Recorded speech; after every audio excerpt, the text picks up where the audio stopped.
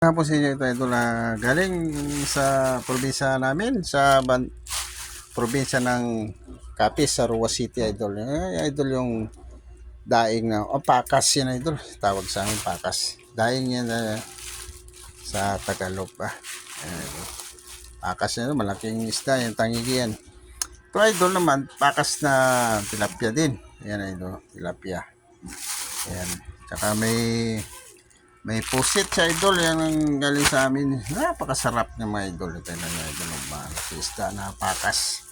Ito naman idol, to gawa sa kamuting kahoy. Ang tawag dyan sa amin ay balinghoy. Tapos po ito alupi, ang tawag sa amin yan. Alupi, tsaka ito yung alimango idol. Yan ang galing din sa amin to idol. Masarap na ito, yan o. Dalawa kasi marami kaming magkakapatid, kaya paghati-hatian na ng dala ng mother ko. Galing sa babae pa idol, galing sa probinsya namin, sa probinsya ng Capiz. Kasi doon may marami seafood si idol doon, iba-ibang ano. Ito pala idol, to yung sisi, ang tawag naman na ito sa buti. Dito sa sisi po yan idol, talaba yan idol. Yan ang mga produkto sa amin sa Rua City, Capiz.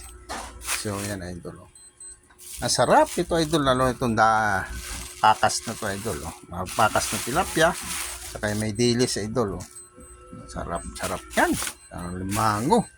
So hanggang dito na lang idol, at mayong hapon sa inyo tanan, at halong gamo idol. Kung sa mga Tagalog pa, ingat, God bless idol, magandang hapon, mayong hapon sa mga ilonggo.